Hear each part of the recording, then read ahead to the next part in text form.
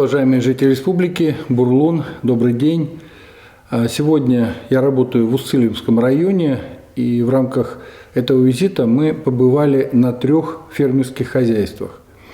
Это хозяйство Каневой Лидии Александровны, где помимо крупного рогатого скота Лидия Александровна со своими помощниками занимается разведением овец особой печорской породы.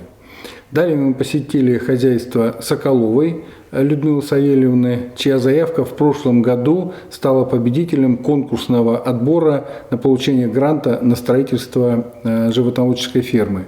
И Людмила Савельевна уже имеет удачный опыт открытия фермы при господдержке, и поэтому, когда появилась возможность и потребность в расширении, то она вновь подала заявку. Получила грант в размере 7 миллионов рублей и уже успела этот проект реализовать, построить животноводческое помещение на 50 голов крупного рогатого скота. Фермер Василий Захаров из Хабарихи в прошлом году по линии регионального Минсельхоза получил грант в размере 19,8 миллионов рублей на строительство новой семейной животноводческой фермы на 80 голов крупного рогатого скота. Общая стоимость проекта составляет порядка 30 миллионов рублей, и объект планируется сдать до конца 2021 года. Хочу отметить, что фермерскими хозяйствами республики грантовая поддержка очень востребована. В прошлом году на эти цели направлено 75 миллионов рублей.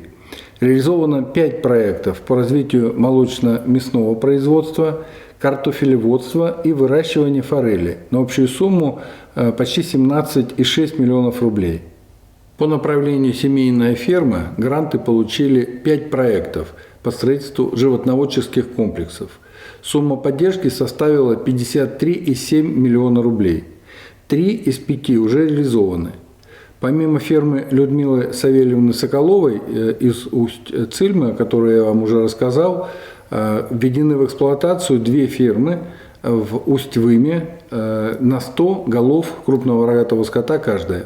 Поддержку получили проекты по переработке молока и мяса в Усть-Куломском районе, а также по производству и пакетированию иван-чая в Харкировском районе.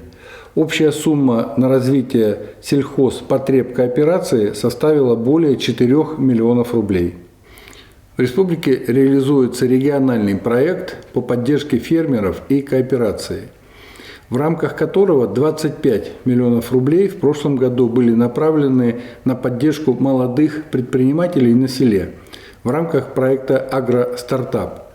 Еще 8 сельхозпотребкооперативов обновили материально-техническую базу на 9 миллионов рублей с возмещением затрат в размере 50%. Субсидии были направлены на покупку скота, сельхозтехники, автолавок и оборудования для переработки мяса и рыбы. В этом году поддержка фермеров будет продолжена. При этом особый упор будет сделан на развитие семейных ферм, поддержку кооперативов и реализацию агростартапов. Общий объем финансирования на эти цели составил 77 миллионов рублей. Уважаемые жители республики, это все, что я хотел сегодня вам рассказать. Всего вам самого доброго, берегите друг друга. До следующей встречи.